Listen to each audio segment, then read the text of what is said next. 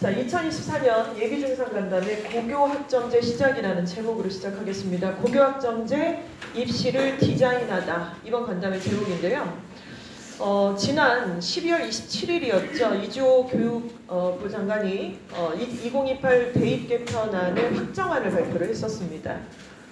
그 내용을 가만히 뜯어보면은 한마디로 고교학점제 이전과 이후가 나눠질 때에 딱 이 단어가 생각이 나더라고요. 이전까지보다는 이후가 확실히 주도적인 학생을 뽑는다. 그러니까 능통태적인 입시를 진행하는 것이 아니고요. 보다 더 수동태적인 것이 아니겠죠. 능동태적인 주도적 학생을 뽑는다. 이렇게 생각을 좀 하시면 좋을 것 같아요. 자, 그럼 입시를 디자인하기 위해서 우리가 좀 필요하고 알아야 될 항목들이 좀 있을 것 같은데 바로 첫 번째 페이지부터 말씀을 드리겠습니다.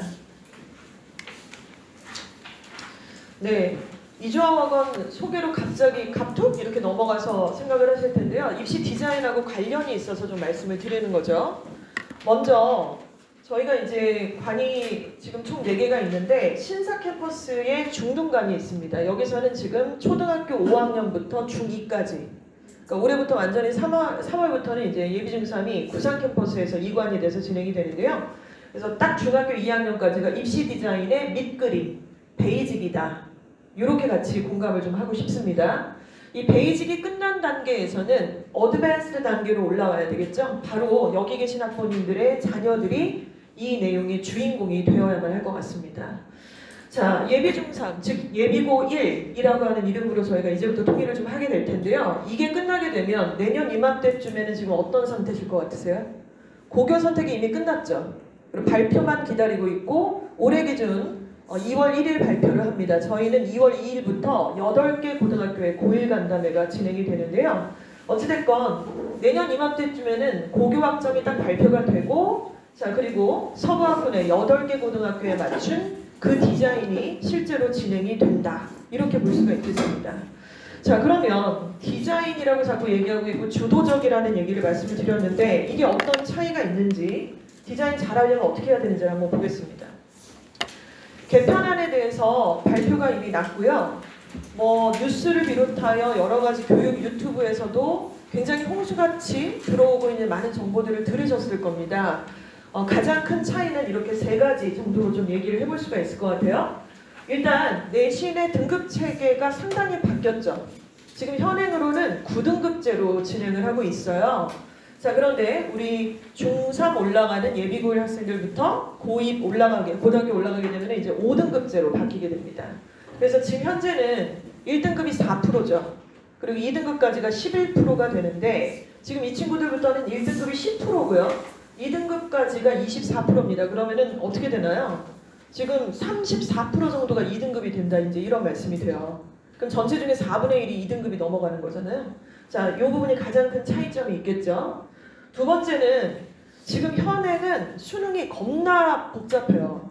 특히 이제 수학 과목에서도 선택 과목들이 있는 상태고 또 국어도 마찬가지고요. 이렇게 선택 과목들 때문에 어느 선택 과목들을 선택했냐에 따라서 수능의 유불리가 따져지고 또 정시로 대비할 때는 그놈의 문과 침공이라든가 이런 얘기들이 있지 않습니까? 이런 부분들이 많이 발생을 하게 되는데 우리 학생들부터는 문과고 이과고 다 상관없이 똑같은 시험지로 똑같은 맞짱을 뜬다. 이렇게 생각하시면 됩니다. 이거는 굉장히 좀 단순화됐죠. 그래서 국어, 영어, 수학 그리고 통사, 통과라는 과목으로 딱 지정이 됐습니다.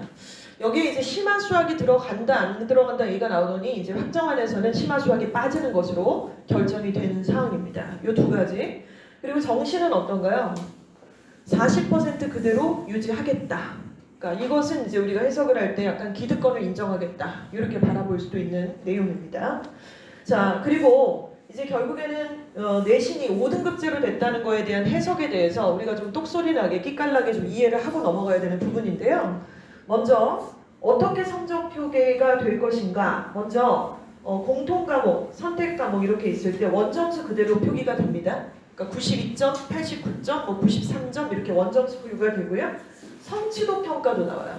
그러니까 A, B, C, D 이거는 중학교 내신하고 비슷하시니까 이해가 가실 거고 자, 그런데 여기에 석차 등급 9등급제가 아니라 5등급제라고 말씀드렸잖아요. 석차 등급도 표시가 된다는 거죠. 그러니까 이거는 절대평가고 여기 성차 등급은 상대평가잖아요. 두 가지가 같이 병기가 된다는 그런 이해를 하시면 되겠죠. 그러면 당연히 성취도보다는 성차 등급을 볼 수밖에 없지 않을까요? 대학 입장에서는요. 상대평가니까. 자, 그리고 여기서 성취도별 분포 비율도 표기가 되고요.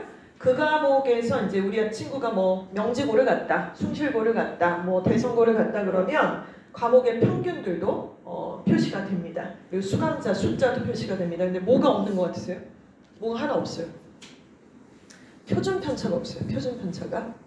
자, 그런데 대입을 지금 대학의 입장에서는 원데이, 투데이 치른 게 아니잖아요.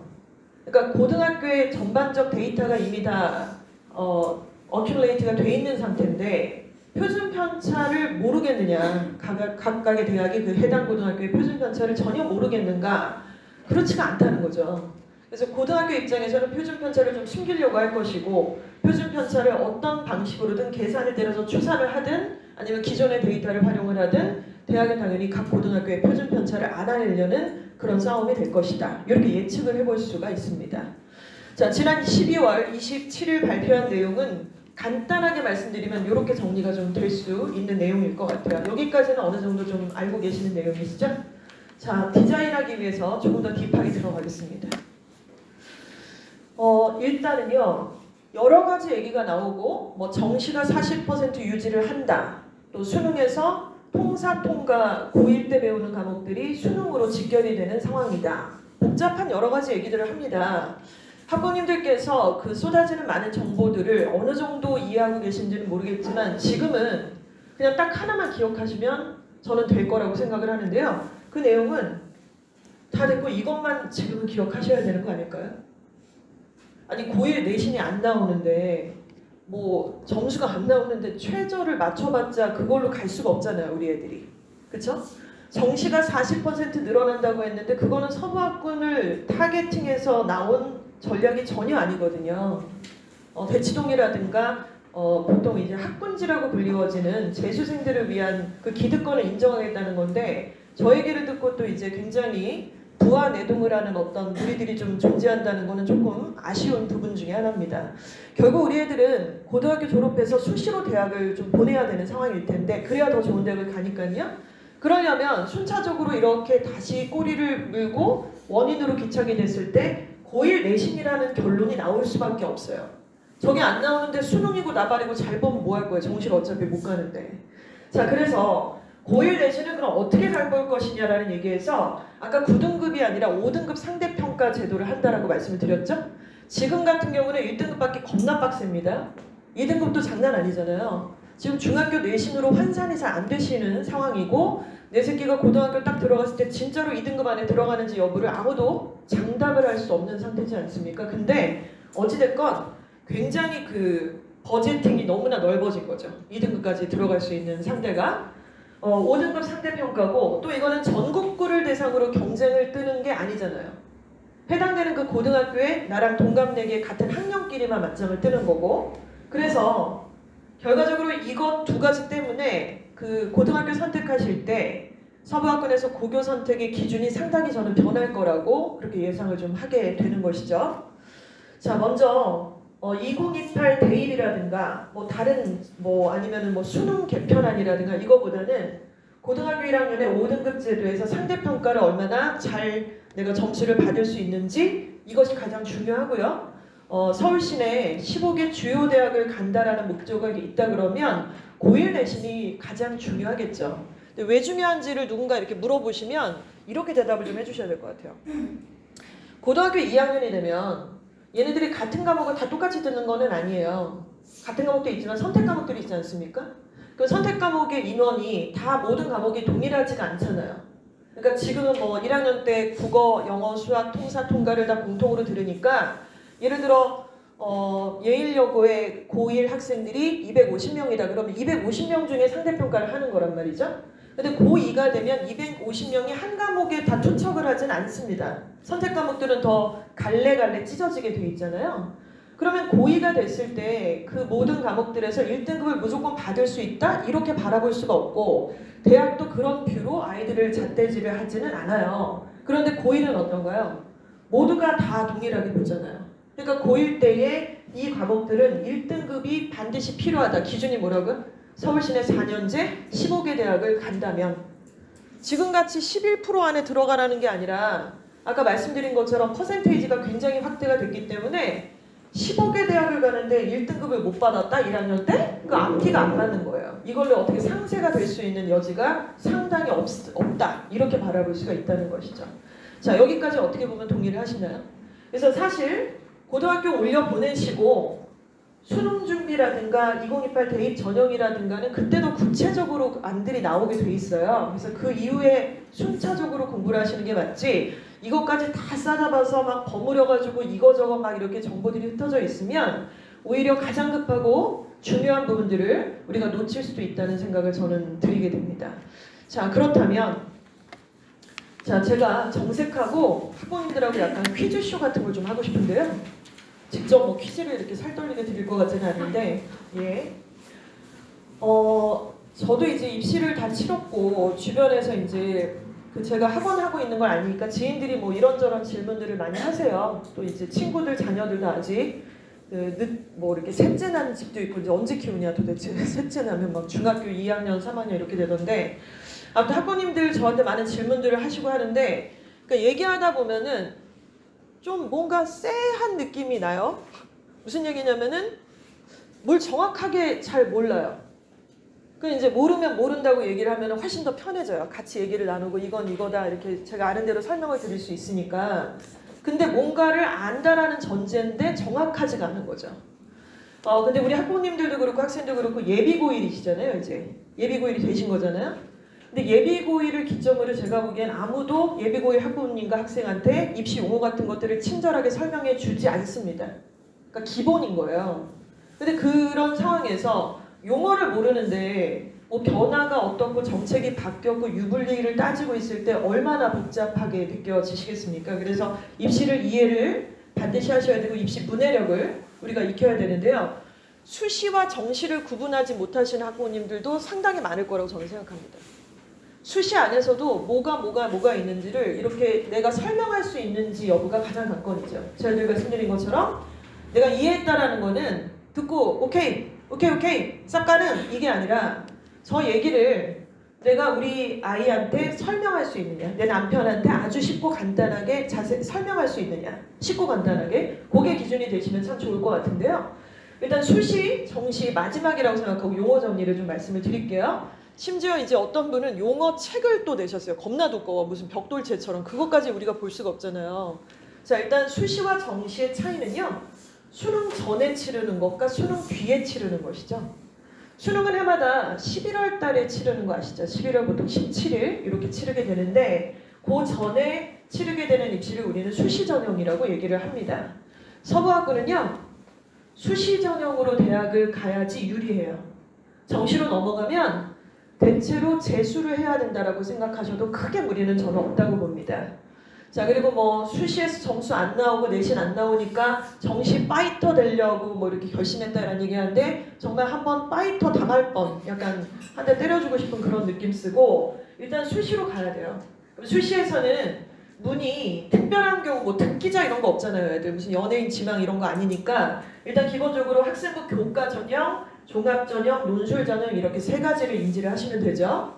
저것의 원서를 우리가 6장을 써요. 6장. 그래서 어떤 학생은 교과랑 종합을 두 가지 섞어치기해서 쓰기도 하고요. 종합과 논술을 섞어서 쓰기도 하고 뭐 이렇습니다. 그래서 여기서 6장의 원서를 쓰게 되는데 아이 나 6장 안 쓸 거야. 나 3장만 쓸 거야. 그런 애 없어요. 6장을 다 쓰게 되고 나는 학생부 교과로만 6장 쓰겠어. 그것도 뭐냐 또 도대체. 답도 없어요. 그것도 이상한 일입니다. 일단은 두 가지 정도를 섞어서 6장을 쓴다고 보시면 되겠죠. 그리고는 이제 알고 계시는 지금 이제 정시, 수능 끝나고 나서 정시 원서 써서 정시로 이제 가게 되는 전형이 있습니다. 자, 이렇게 바뀌었는데, 이렇게 이제 정리가 될 수 있는데 여기서 이제 중요한 내용이 있어요. 지금 제목이 어떻습니까? 2028년 대입 전형의 변화와 이해잖아요. 사실은 이제 이 전형의 차이도 구분을 좀 하셔야 되겠죠. 학생부 교과 전형은 그러니까 학교 고등학교 딱 가갖고 내신 등급만 보겠다는 거예요. 그러니까 하나고등학교 1등급하고 대성고 1등급을 똑같이 보겠다는 거예요. 그러면 하나고 입장에서 어떻겠어요? 억울하죠. 그럼 하나고 애들은 학생부 교과를 쓸까요? 안 쓸까요?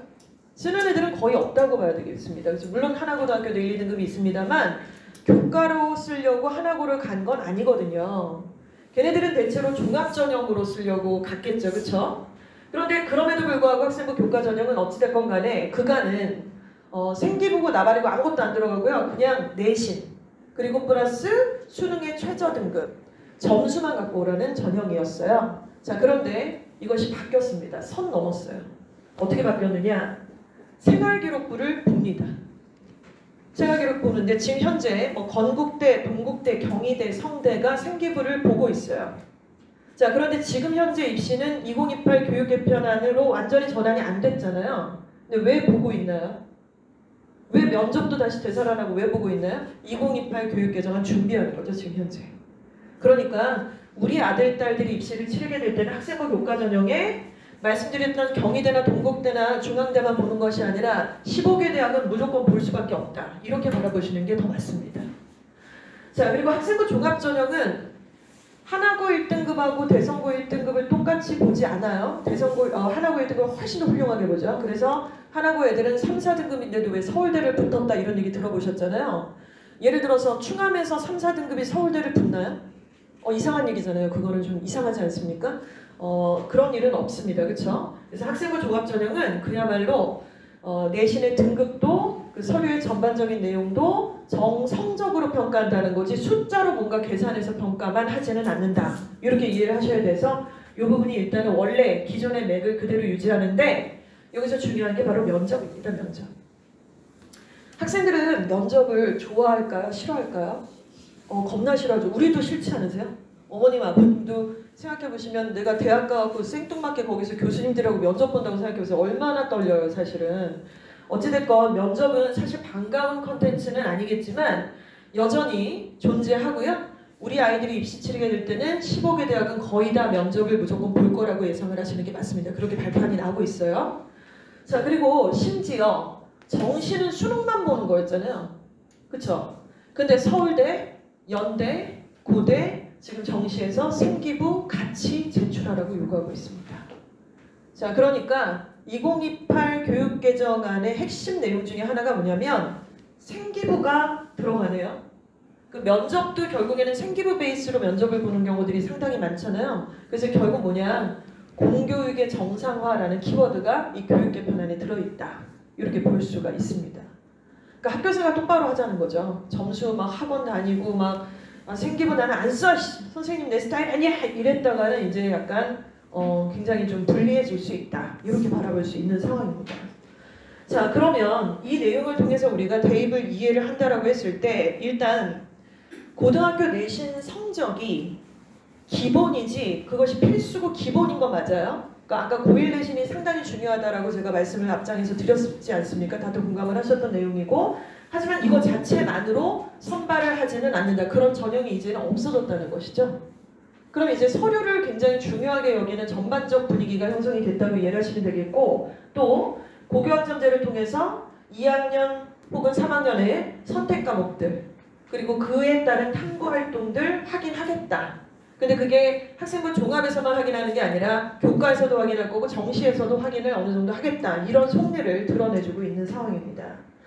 자, 그리고 그럼 이제 이렇게 되면은 진짜 공부는 조금 부족한데 막 너무 나대고 막 활동만 잘하는 애만 뽑고 이러진 않잖아요, 대학이. 그래서 학업의 역량도 당연히 판단을 하는데 학업 역량의 수준은 수능 성적으로 확인을 하겠다라는 게 이제 이렇게 수능 최저, 그리고 정시는 말모. 이제 이렇게 바라보게 됩니다.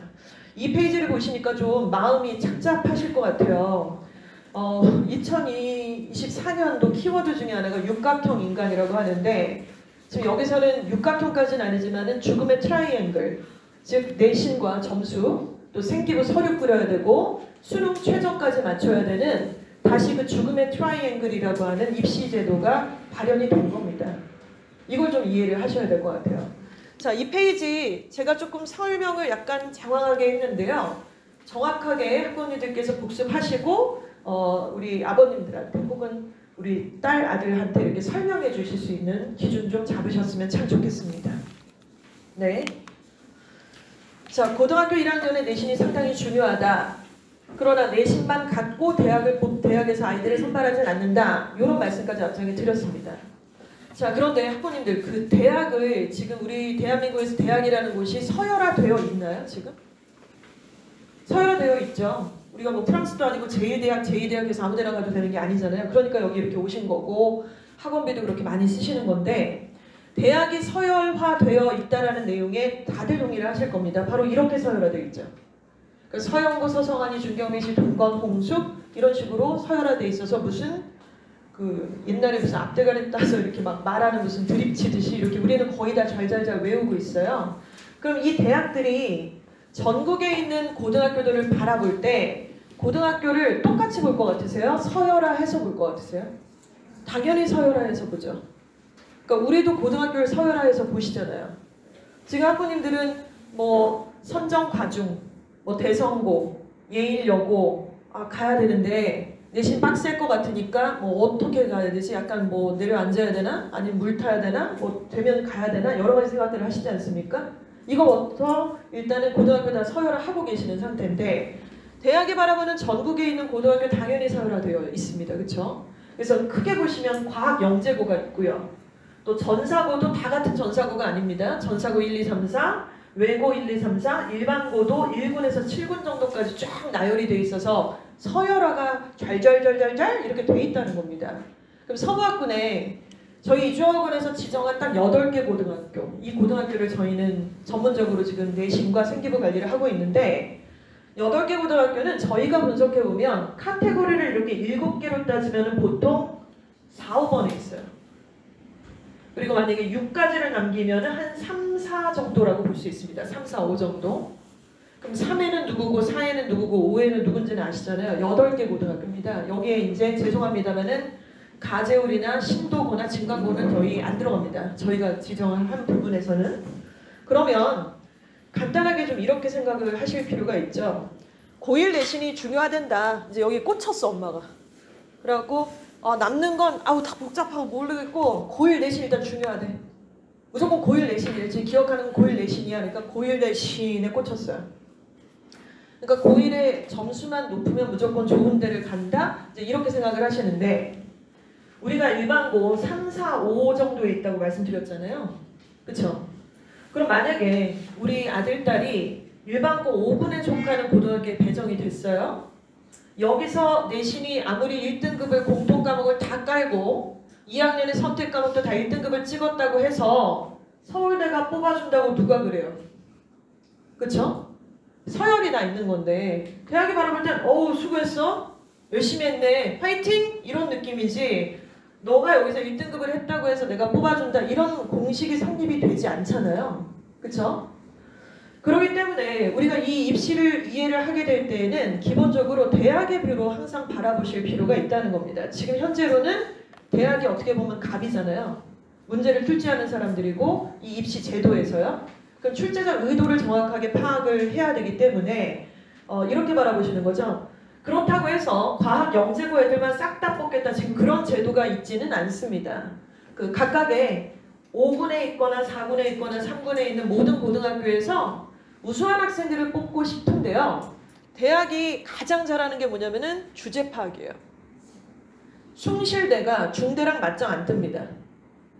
자, 중대는 서울대랑 맞짱 안 떠요.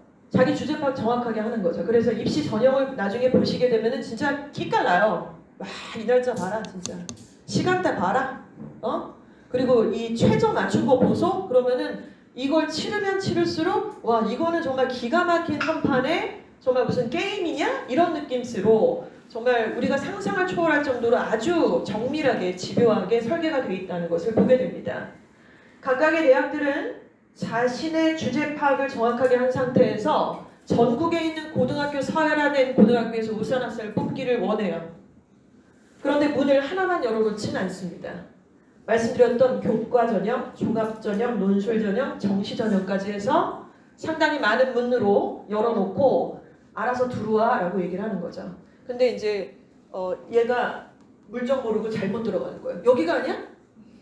여기 넓다 그랬는데 40%? 뉴스에서도 맨날 얘기하는데 이제 이러면서 지금 얼척없는 그런 상황들이 출현되기도 한다라는 것입니다. 자, 이 부분을 좀 우리가 이해하실 때는 지금 당장보다는 이제 순차적으로 내신을 따면서 순차적으로 좀 인지를 할 필요가 있을 것 같고요. 자, 그럼 입시를 가장 쉬운 용어로 설명한 경희대의 입시 발표안을 두고서 우리가 같이 한번 얘기를 나눌 건데요. 고교학점제의 가장 핵심 키워드가 세 가지가 있습니다. 세 가지를 지금 오늘 공부를 하는 시간인데요. 첫 번째가 학업 역량이고요. 두 번째가 진로 역량이에요. 그리고 세 번째가 뭔 역량이냐면 공동체 역량입니다. 첫 번째가 학업 역량, 두 번째가 뭐라고 말씀드렸죠? 진로 역량, 세 번째는 공동체 역량입니다. 자, 그러면 학업 역량이라는 말도 이런 말을 잘 안 써먹고 살잖아요. 우리가 자기야 내일 아침에 우리 라떼 한 잔, 커피 한 잔 마실래? 학업 역량에 대해서 논해보게 뭐 이러진 않잖아요. 우리가 평상시 잘 안 쓰는 용어이기 때문에 조금 공부가 필요한데 대학 교육을 충실히 이수하는 데 필요한 수학 능력이라고 얘기를 했습니다. 사실 수학 능력이라고 얘기하니까 또 우리 고등학생들, 이제 중학생들도 마찬가지로 엄마 수학만 보는 거임? 이제 이렇게 얘기하는데 그게 아니고 대학에서 학문을 이수할 수 있는 능력을 얘기한다 그래서 수학 능력이라고 얘기를 하는 것이겠죠. 학업 성취도, 학업 태도, 탐구력을 보는데요. 놀랍게도 학업 역량은 전체 학업 역량, 진로 역량, 공동체 역량 중에 30%밖에 안 돼요. 이게 고교학점제 핵심입니다. 30%예요. 자, 학업 역량 뭘 보느냐? 자, 다 읽기 귀찮으실까봐 이렇게 진한 글씨로 박스 표시를 좀 해드렸는데요. 대학 수학에 필요한 기본 교과목, 국어, 수학, 영어, 사회, 과학 등의 교과 성적이 적절한가? 등급 좋냐 이거예요. 1등급, 2등급, 3등급 점수를 보겠다라는 얘기가 되겠죠. 자, 그리고 그런데 이것만 보지 않잖아요. 이게 지금 아까 생기부를 다 본다라고 말씀을 드렸잖아요. 자, 두 번째를 보시면 학업 태도입니다. 성취 동기와 목표의식을 가지고 자발적으로 학습하려는 의지가 있는가. 자발적으로라는 말에 동그라미 좀 쳐주시면 감사드리겠고요. 이게 바로 첫 페이지에 말씀드린 주도적, 능동태적인 학습을 할 수 있는 아이냐는 것이죠. 그러니까 발표를 잘하는지 한번 생각해 보세요. 애가. 발표하라 그러는데 이제 코로나 이 시국 지나면서 굉장히 학생들이 많이 취약해진 부분이 좀 있습니다. 일단은 말을 잘 안 하고 마스크를 쓰고 있다 보니까 발표 안 하고요. 우물우물하고요. 책도 잘 못 읽어요. 그리고 진짜 저는 좀 인정하기 싫었는데 이상하게 지난해부터 지금 최근까지 저희 선생님들께서 예비고일 담당하시는 선생님들께서 애들이 공부를 너무 못한다는 거예요. 그래서 제가 그런 얘기 되게 싫어하거든요. 어쩌라고. 대안책을 같이 내놓을 동안 못한다고 얘기를 하면 뭐 어쩌라는 거야. 당신이 그거 잘하게 만들려고 지금 이렇게 하는 건데. 근데 이제 이 얘기를 처음에 듣기 싫다가 너무 자주 들려요.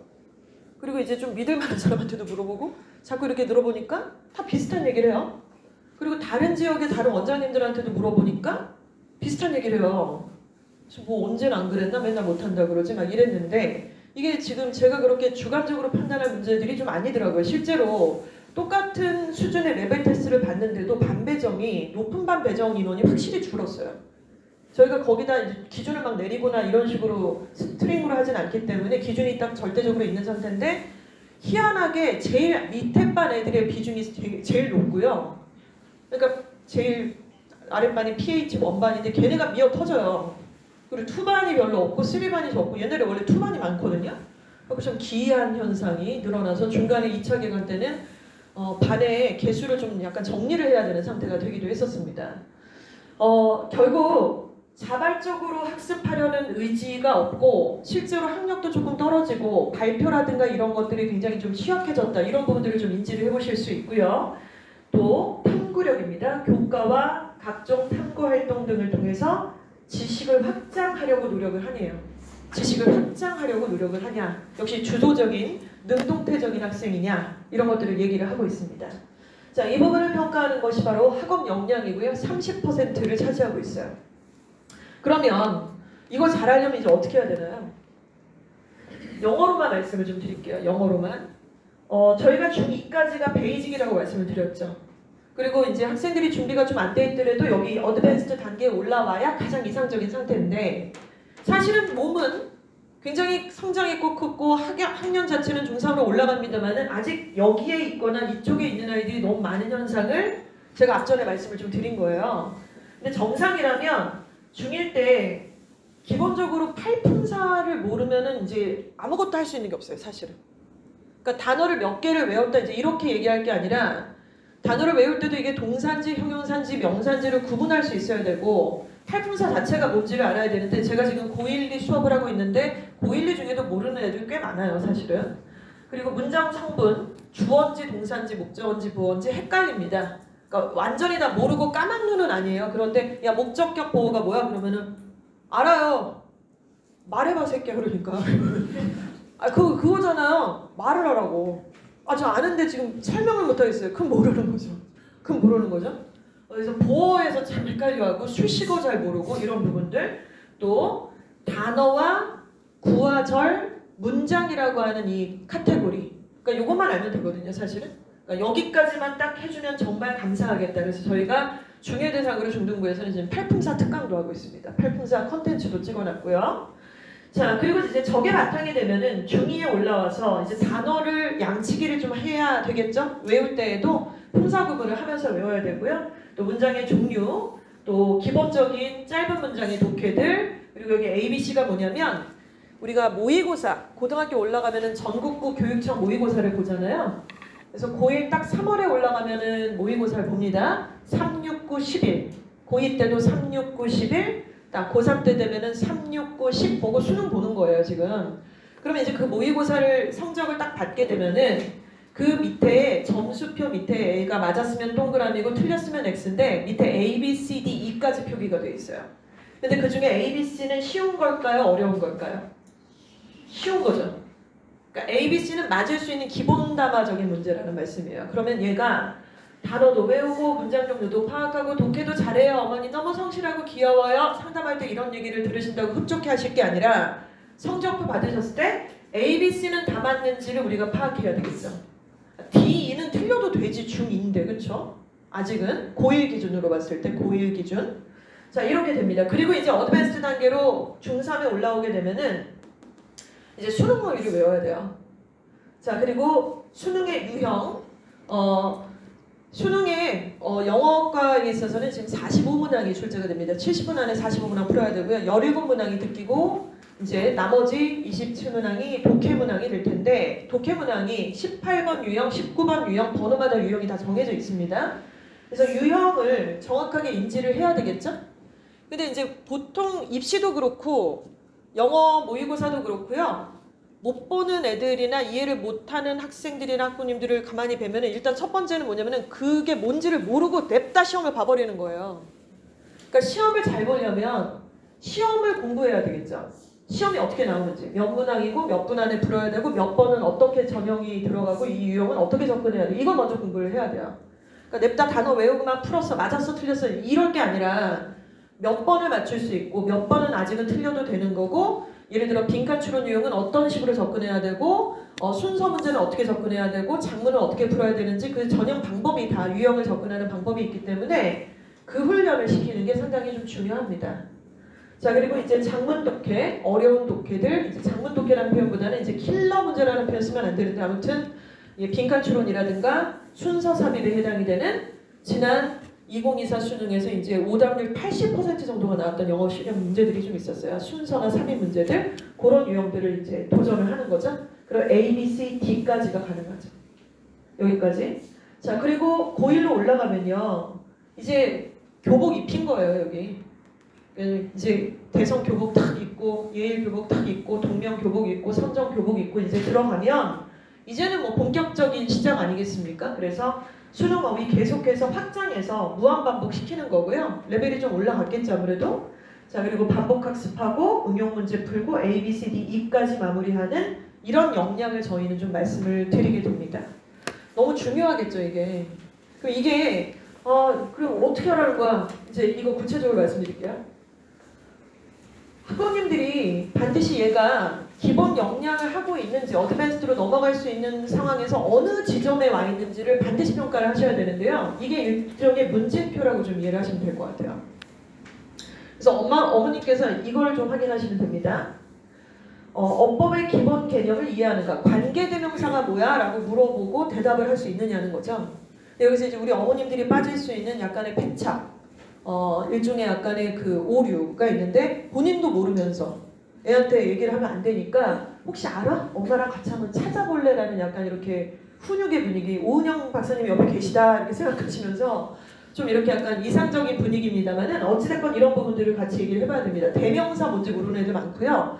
조동사의 조자가 왜 조자인지 모르는 애들도 많아요. 그 용어의 모든 것들이 다 설명이 되어 있기 때문에 자, 문장에서 기본 개념 적용할 수 있는가? 영어 단어의 암기 방법을 알고 있는가? 이거 모르는 애들 되게 많잖아요. 우리 애는 단어 암기를 그렇게 싫어해요, 선생님. 어쩌라는 거예요? 아니 단어를 안 외우면 영어를 어떻게 해요? 그쵸? 뭐 어떻게 해요? 우쭈쭈 달라갖고 단어 제발 암기 이거 말이 안 되잖아요. 단어 암기도 방법이 있어요. 그쵸? 방법은 뭐 버벌로, 구두로 이렇게 반복해서 하는 방법도 있고 이렇게 가려서 하는 방법도 있고 근데 최악의 시나리오가 빽빽이죠. 극혐. 정말 빽빽이 우리라 하더라도 너무 싫을 것 같은데 아이들 시키면 정말 너무 싫어하지 않겠습니까? 아무튼 단어 암기 방법 유튜브에도 너무나 많은 방법들이 존재합니다.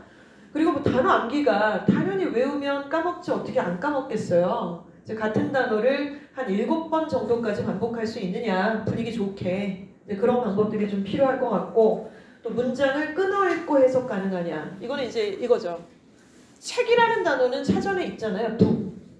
나는 책을 읽는다라는 건 문장이라는 개념은 알고 있습니다. 근데 책을 읽기 위하여 책을 읽는다는 것은 책 읽기라고 하는 어떤 단어는 사전에 존재하지 않기 때문에 구나 절 단위의 개념으로 덩어리를 만들어 써라. 이게 이제 문법적 개념인데 그러면 책을 읽기 위하여서 한번 끊어야 되는데 책을 해서 끊는다거나 읽기에서 끊는다거나 이래버리면 골 때리잖아요. 그러니까 책을 읽기 위하여 to read the book 이라는 덩어리를 끊을 수 있느냐. 이건 이제 문장의 기본적 개념을 알고 있으면 구나 절의 개념을 알고 있으면 끊어 읽느냐 이런 부분입니다. 이게 중학교 1학년 내용일 것 같아요. 중2면 지금인데요. 문제의 유형을 이해하는가, 독해 지문을 읽고 정확한 해석이 가능한가, 수능 모의고사 4등급 이상인가. 그러니까 이런 부분들은 좀 추상적으로 느껴지실 수 있습니다. 일단 기가 막힌 게 모의고사를 봤는데 애가 4등급이다 그러면은 이게 안 된 거예요 지금. 그러니까 4등급 이하다라고 얘기를 하면 지금 중학교 2학년이니까 고1 모의고사를 치러서 4등급 정도 나오면 정상이라고 좀 보실 수 있습니다. 근데 대체로 안 나오는 애들 꽤 많아요. 꽤 많습니다. 기준은 A, B, C만 다 맞아도 4등급이 나오거든요. 사실은. 이렇게 좀 인지를 하시면 될 것 같고 중3입니다. 수능 모의고사 유형을 구분하고 이해하는가? 그러니까 무슨 유형인지를 모르는 아이들이 상당히 많죠. 빈칸 유형, 빈칸 추론, 순서 추론, 문장 삽입, 분위기 신경, 지칭 추론, 주제 제목 요지, 실용문, 내용 일치 불일치 이런 것들은 이제 용어가 다 정리가 되어 있는데 아이들이 아직은 조금 어려워할 수 있습니다. 이제 그 작업을 지금 하게 돼야 돼요. 그리고 수능 모의고사 3등급 이상이니까 중3 때 이거 만들어야 되겠죠. A, B, C가 아니라 D까지를 맞춰줄 수 있는 내용입니다. 여기에는 그러니까 빈칸 추론이나 순서 삽입은 좀 빼더라도요. 뭐 그렇다고 뺀다고 다 틀리진 않을 거 아니에요. 몇 개는 또 맞을 수 있잖아요. 근데 듣기 17개는 다 맞아야 되는 거고 빈순삽이라고 하는 그 문제 유형을 제외하고 나머지 유형들은 싹 다 맞아주는 약간 이런 단계별 전략이 좀 필요하다는 얘기죠. 근데 참 웃지 못할 얘기가 뭐냐면 특강을 해도 그렇고 뭐 모의고사 수업을 해도 그렇고 그러니까 이런 현상이랑 비슷해요. 전 국민이 수학 선행을 하잖아요. 지금 애들이. 그놈의 수학 선행은 그냥 미친 듯이 하잖아요. 그냥 선행도 그냥 한 학기만 선행했으면 참 좋겠는데 막 2학기를 선행하고 막 3바퀴를 돌렸다 그러고 뭐 초등학교 6학년 때 수투를 띄웠다 그러고 막 이러잖아요. 그러니까 이런 게 과열화되다 보니까 본질에서 자꾸만 멀어지는 현상들이 있고 사실 잘하는 애들은 그렇게 할 수도 있겠죠. 초등학교 6학년 때까지 의대를 준비한다 이러면은 뭐 그런 아이들이 부류가 있겠습니다만은 대체로 문제가 되는 게 그런 가열화되고 뭔가 과도한 집단을 통해서 사실은 그 정도 수준도 아닌 애들까지도 같이 뭔가 조급증이 난다는 부분이 문제입니다. 우리는 지금 중학교 이제 3학년 올라가니까요. 바로 1등급을 무조건 처음부터 찍을 필요가 없고 단계별로 어려운 문제보다는 충분히 맞을 수 있는 문제들. 쉽고 조금만 노력해도 단계별로 맞을 수 있는 문제들이 A, B, C 그리고 D까지 이렇게 해서 이거 맞아주면 우리가 칭찬해주고 그쵸? 이렇게 빌드업해서 나중에 2까지 맞아주면은 안전한 1등급으로 탈환이 석권이 가능하다. 이렇게 인지를 해야겠죠. 근데 이게 영어만 그렇습니까? 모의고사의 성적을 보시면 국어도 수학도 A, B, C, D, E, 이 표기는 다 나와 있다는 거예요. 자, 난이도 상문제 정해진 시간에 가능한가? 이렇게 된다 그러면 이제 얘는 고등학교 2학년 모고를 치를 수 있는 수준이 된다라는 것이죠. 근데 저는 그러니까 요게 이제 우리 예비고일에서 이제 치러야 되는 내용인데 사실 이제 외부 학부모님들이 오늘 굉장히 많이 오신 걸 제가 알아요. 그래서 이제 아이들하고 레벨 테스트 보고 그 내용을 좀 면밀히 뜯어봐야 되겠지만 저희 애는 지금 뭐 어느 학원에서 혹은 어떤 선생님 만나서 되게 차근차근 잘 착실하게 진행을 해와서 고2 모고까지 어느 정도 진행을 했습니다. 이런 경우들이 또 덜어 있습니다. 근데 대체로 잘 진행된 학생들이 분명히 있습니다만 그 중에는 이렇게 건드리고 약간 이게 휘발되는 경우들이 상당히 있어요. 그러니까 그럴 거면 고2 모의고사를 안 했으면 좋았을 뻔. 왜냐면은 그렇게 휘발되고 해소될 수 있는 콘텐츠가 아니거든요. 고2 모의고사가. 지금 제가 고1 겨울방학인데 고1 겨울방학에 2학년 올라가는 애들 데리고 고2 모의고사를 지금 수업을 하고 있는데 걔네도 어려워해요. 걔네가 다 5, 6등급 아닙니다. 3등급도 있고 2등급도 있는데 그 친구들도 어려워하는 문제들이에요. 근데 뭔가 이렇게 찍먹하고 마치 그것을 모든 걸 다 마스터했다. 약간 이런 것들이 좀 문제라는 거죠. 그래서 진단이 좀 필요하다는 말씀을 좀 드려보고 싶습니다. 이걸 좀 아이들하고 얘기를 나눠보시면 좋을 것 같아요. 근데 이거 하려면 학부모님들 노력이 필요하시겠죠. 일단은 본인이 좀 어느 정도 파악을 하셔야 돼요. 그렇죠? 이거는 같이 좀 알아봤으면 좋겠는 부분입니다. 자, 그리고 앞장에서 말씀드렸던 이제 모의고사 성적표가 저희가 이제 이주아 어학원에서는 사실 이번에도 2월 7, 8, 9일에 재원생들을 대상으로는 국어, 영어, 수학 모의고사를 봐요. 저희가. 그래서 국수형 모의고사를 재원생들은 지금 현재 앞에서도 2023년도에도 2번을 봤고요. 그리고 돌아오는 2월 7, 8, 9에도 레벨 테스트 겸 이런 성적표들을 만들기 위해서 시험을 치르게 되는데 시험을 본다는 것 자체가 상당히 부담이겠죠. 그 영어는 이제 70분이고 타 과목들도 지금 뭐 80분, 100분 이렇게 차례를 하니까 거의 하루 종일 시험을 본다는 얘기인데 시험 보고 나서는 반드시 성적표가 나갑니다. 그리고 성적표 나가면은 이렇게 정오표 밑에 A, B, C, D가 다 표기가 되어 있는 성적표를 보시게 되겠죠. 자, 영어 성적표입니다.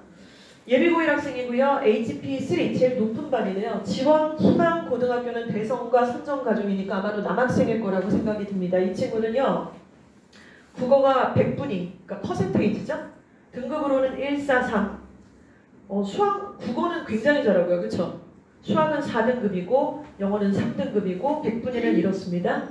자, 목표 100분위, 목표 등급 지정해주고 이 친구가 대성고등학교를 지원했을 시 같다라는 전제하에 내신은 전체 총합 국수형이 2.67 예상된다. 선정과중 가면은 2.27 예상된다. 이런 것들을 지금부터 진행을 하게 되는 거예요. 지금 해오고 있는 상태인 거고. 그리고 아까 말씀드린 것처럼 그래 수고했네. 야 수학이 좀 부진하니까 열심히 하자잉. 이게 아니라 A, B, C, D를 반드시 학부모님들이 확인을 해주셔야 됩니다. 그러면은 확인을 한다라는 거는 구체적으로 어떻게 해야 되느냐. 지금도 맞을 수 있는데 이렇게요. A는 아까 정오표 보시면은 여기 A가 다 있잖아요. 그래서 1번, 뭐 4번, 7번, 8번, 10번 이렇게 A가 쫙 있습니다. 자, A라고 되어 있는 문항수들이 전체 문항에 몇 개인지 그 중에 애가 몇 개를 맞췄는지 뭐 분수로 표기해서 곱하기 100 하면 퍼센테이지 나오는 거잖아요. 그렇죠? 그래서 저희가 재원생들한테 이런 작업들을 해요. 근데 이거를 저걸 그러면 이주아 니네가 해준다는 거냐? 그것도 고민을 해봤어요. 저건 어려운 게 아니잖아요. 조교도 있고 운영팀도 있고 강사도 있고 많으니까. 근데 이것조차를 누군가의 손 탄다는 게 좀 본질 자체랑 또 거리가 멀어지는 거예요. 저건 지가 해야 되는데. 지가 뭘 틀렸고 무슨 유형이 있으며 내가 어떤 유형에서 몇 퍼센트를 맞추고 있는지를 자가 진단해야 되는 게 이거의 본질이잖아요. 그래서 기본적으로 계산을 어떻게 해야 되는지 정도 이 내용이 뭔지에 대한 설명을 합니다. 근데 여기에 이제 비어 있겠죠? 이렇게 아이들이 직접 하고 성적 분석 노트를 정리를 합니다. 정답률 분석하고요. 유형 분석하고 학습 계획 세우고 목표를 세우는. 이래야 A, B, C, D, E 중에 아깝게 지금 놓치고 있는 부분이 뭔지 내가 지금 있는 지점과 나아가야 될 방향이 어디인지를 알면서 진행을 하는 거죠. 그래야 수강료 내는 재미도 있지 않을까 저는 그런 생각이 들어요. 그냥 이렇게 막 다 싸잡아서 뭐 단어가 어떤 애, 뭐 학습 태도가 어떤 애, 그런 얘기들을 들으려고 우리가 지금 이렇게 예비고일 과정을 하는 건 아니니까요. 이 부분 상당히 좀 중요한 내용입니다. 자, 그래서 결국 이 학생이 예를 들어 충암중학교 2학년이에요. 이 시험을 아까 본다라고 저희가 말씀드렸잖아요. 그래서 2월 7, 8, 9에 보는데 듣기에서 37점을 받았어요. 다 맞았어요. 듣기는 17문항까지 다 맞으면 37점입니다. 독해에서는 54점 이렇게 받았고 틀린 거 문항을 봤더니 29번하고 31번, 32번, 34번인데요. 31, 2번은 빈칸추로 문제예요. 34번도 빈칸추로 문제예요. 29번은 어법 문제입니다. 그래서 얘가 지금 틀린 거를 봤더니 2번이 틀렸어요. 그렇죠? A, B, C, D. 그러니까 빈칸추로 문제가 31, 2, 3, 4 네 문항이 출제가 되는데 31번은 난이도가 그렇게 어렵지 않습니다. 근데 34번이 좀 어렵죠? 그래서 31, 2번, 4번, 29번 아 여기를 틀렸구나. 그 다음 전략은 너 C 왜 틀리냐 이거 한 문제 어법 나오는 거 이거 뻔하다잉. 나오는 거 6개로 딱 출력이 되는데 수능에서 나오는 어법이라는 거는 6개밖에 안 나와요 사실은. 그래서 이 부분을 우리가 해결하는 빌드업을 해야 된다. 그럼 얘한테 맞는 수능 레시피의 과제가 나가야죠. 고등학교 1학년의 어법 문제 3, 6, 9, 11 내문항 작년도 3, 6, 9, 11 또 내문항 재작년도 3, 6, 9, 11 내문항 그러면 4, 3, 10이니까 12문항만 제대로만 좀 풀고 의도를 파악을 하면 막 풀어 제껴갖고 OX 이런 게 아니라 의도가 뭐고 뭐가 출제가 됐고 어디를 봐야 되는지를 천천히 골똘히 공부를 해보면 다음에 저 문제를 뭐 틀릴 수도 있겠습니다만 좀 결이 다른 틀림과 맞음이 나오지 않겠습니까? 그러니까 그렇게 빌드업을 한다는 말씀을 좀 드리는 것입니다. 자 이렇게 해서 사실은 이 과정을 이제부터 시작을 하게 되겠죠. 예비고일 과정에서. 그래서 실전 모의고사를 국수형 합쳐서 4회를 보게 되고 성적표가 나가죠.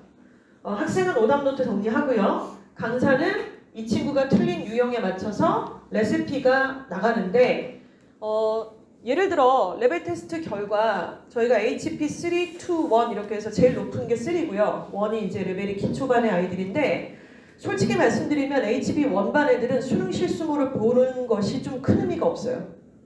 왜냐면 다 틀려요 그냥 다 틀리고 뭐가 뭔지를 막 모르는 상태에서 자꾸 이렇게 자괴감만 주는 상태가 되더라고요. 그래서 이 친구들은 유형별 모의고사를 볼 거예요. 유형별 모의고사. 그러니까 유형별이 뭐냐? A, B, C만 골라서 본다는 거예요. A, B, C만. 그리고 70분을 내비 막 봐버리면은 애들 다 이제 학원 그만둔다 그러더라고요. 자꾸 뭐 너무 힘들어서 지쳐서 뭐 어쩌고 저쩌고 막 미쳐버리겠어요 진짜. 그런 얘기 들으면 뭐가 힘들다고 하는지 잘 모르겠는데 아무튼 힘들대요. 그래서 저런가 보죠? 저렇게 힘든가 보죠? 그래서 그 친구들은 듣기랑 모의고사를 풀로 보시면 사실 70분이거든요. 근데 우리 친구들이 아직 조금 그런 부분들을 많이 어려워한다는 것을 저희가 작년에 좀 많이 체감을 했어요. 근데 저희는 원래 모르겠습니다. 저는 좀 밀어붙이고 싶은 생각도 있는데 아이들이 워낙 좀 아직은 좀 빌드업 단계이기 때문에 HP 1 학생들은 유형별 즉 A, B, C 혹은 D까지의 유형만 모아서 그 유형만 보는 거예요. 그럼 예를 들어 오늘은 지칭 확인 문제만 7문항 내일은 주제 문제만 7문항 내일 모레는 실용문 문제만 7문항 이렇게 주차마다 해서 그 유형에 대한 인지를 자연스럽게 할 수 있겠죠. 그러니까 그렇게 들어가고 2학 레벨 2와 3는 미니 모의고사. 그러니까 이거를 27문항을 다 주면은 못 풀 수도 있거든요. 그래서 미니 모의고사로 진행을 할 예정입니다. 그리고 지금 말씀드린 이 성적표가 나가는 거는 그렇게 시험을 봤다가는 이 성적표가 못 나가잖아요. 이건 정색을 하고 이제 1년의 과정 중에 4번을 복수형을 본다. 이렇게 이해를 하시면 되겠습니다. 네, 여기까지가 이제 학업 역량이에요. 영어는 학업 역량. 자, 두 번째 진로 역량에 대해서 말씀드리겠습니다. 진로 역량은 아까 학업 역량이 몇 %였는지 기억나세요? 아, 맞습니다. 예, 맞습니다. 30%. 자, 그런데 진로 역량은 고교학점제에서 가장 중요하게 여기는 50% 역량을 얘기를 하고 있습니다. 오, 너무 세네요. 이게 가장 세네요. 그러면 그러니까 학업 역량 같은 경우는 누가 주도적으로 해야 되느냐? 애가 해야죠. 공부를 지가 해야 되는 거니까 점수를 맞춰야 되는 거니까. 그런데 진로 역량이라는 거는 학생이 혼자 하는 것이 아니라 학교가 상당히 중요합니다. 바로 이 부분 때문에 고교 선택이 너무 중요해지는 상황이라고 좀 인지를 하셔도 되겠죠. 그렇다면 진로 역량이라는 걸 구체적으로 어떻게 얘기를 할 수 있는가? 자신의 진로와 전공 계열에 관해 탐색 노력과 준비 정도라는 얘기를 하고 있고요. 전공 관련 교과 이수 노력, 전공 계열과 관련된 과목을 적절하게 선택을 했는가? 이수한 과목은 얼마나 되는가? 사실 이제 수능에서 심화 수학이라는 것들이 포함이 될까 말까 개편한 처음에 시를 10월달에 발표할 때는 이게 이제 물망에 올랐고 많은 전문가들이 그래도 기하 같은 게 없어지면 안 되는 거니까 병별이 생기기 위해서 심화 수학이 있을 것이다. 아마 책정이 될 것이다 그랬는데 결과는 12월 27일 안 한다라고 나왔잖아요. 그래서 이거에 대해서 이제 반발이 있어요. 대학에서는 각각의 교수님들이 공대나 의치한 약수 마찬가지고 어떻게 심화 수학을 안 하냐. 그거 안 하고 들어오면은 대학에서 어떻게 할 것이냐. 이제 이런 얘기들을 하고 있는데 이주호 교육부 장관이 뭐라고 얘기했습니까? 내신에서 변별을 대학에서 선택할 수 있다. 내신에서 심화 수학 과목들을 2, 3학년 때 깔려 있으면 각 고등학교에 그 과목을 아이가 선택한 걸 보고 대학이 그 아이를 선발할 수 있다. 이렇게 발표를 했습니다. 그러니까 심화 수학이 수능에 안 들어간다고 해서 안 해도 돼. 이런 논리가 성립이 안 된다는 것이죠. 자, 그러니 만약에 본인이 가고자 하는 학과에 그 계열에 맞는 과목이 선택 과목으로 열려 있다면 그게 수능 과목으로 직결이 안 되더라도 반드시 선택을 해야 된다는 말씀을 드리는 거예요. 그걸 피해서 얍삽하게 반토막만 보고서 이거 내신 따기 완전 싹 가는 막 이래가지고 이걸 선택을 한다? 그런 이상한 선택이 존재할 수 없다. 이렇게 말씀을 드리는 거죠.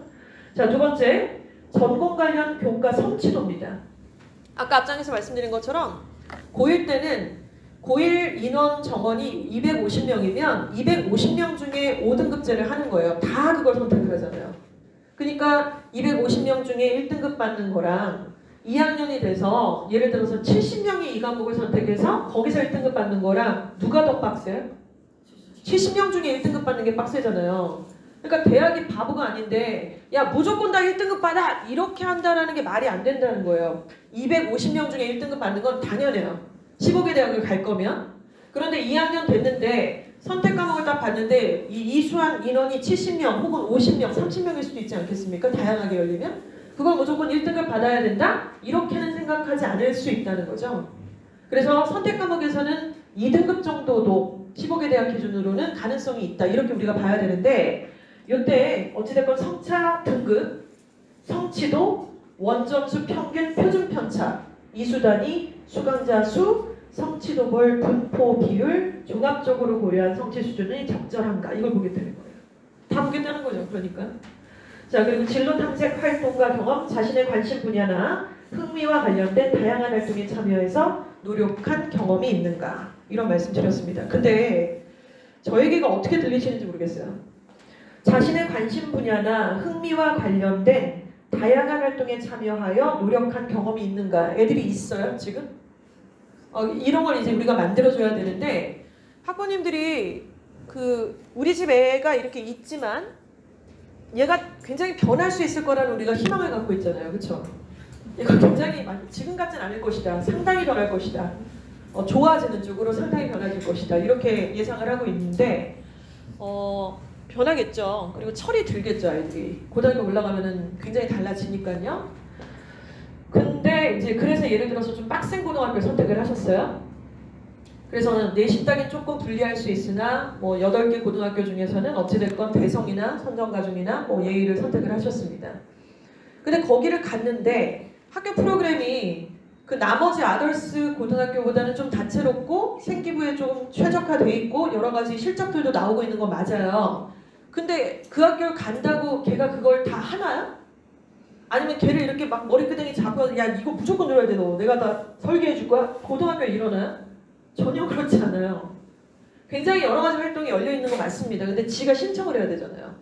자기가 진로 계열에 맞춰서 우리 학교에 이번에 연사 초청 그런 어떤 설명회가 있어. 그래서 대학의 교수님들을 초청해서 그런 설명회들 여러 가지 학과 관련된 어떤 세미나 같은 것들을 굉장히 자주 하는데 사실은 본인이 신청해야지 그거를 듣게 되고 거기에 맞춰서 들으면 뭐예요? 거기 내용을 정리해서 생기부에 옮겨 적는 것까지도 주도적으로 해야 되는데 그래서 실제로 이 부분이 거기 다 녹여져 있다는 것이죠. 그래서 아이가 그런 마인드가 좀 있어야 되고 애가 어찌됐건 간에 지금은 정말 내가 얘기하는 것 중에 10개 중에 하나도 안 듣는 것 같이 느껴지시겠지만 실제로 조금 시간이 지나다 보면은 와, 다 듣고 있었네? 웬만한 거 그래도 다 들었네? 신기하네. 6개월 뒤에 뭐라고 탁 얘기하는데 내가 지난번에 했던 거 똑같이 하고 하자고. 지가 들은 것처럼, 지가 하는 것처럼 이런 거 되게 많지 않습니까? 그래서 일단 이 부분에 대한 강조라든가 마인드 셋업을 좀 같이 하셔야 될 필요가 있다는 말씀을 드립니다. 자, 그래서 대학은요, 이 진로 역량이라는 거 50%까지 본다라고 했는데 아까 지금 보셨잖아요. 성차 등급, 성취도, 원점수, 평균, 표준편차, 이수단위, 수강자수, 성취도별, 분포, 비율 같은 것들을 다 종합적으로 평가한다 그랬잖아요. 그럼 이게 각 고등학교마다 똑같진 않잖아요. 평균도, 성취도율도. 그럼 이런 그래프가 나와요.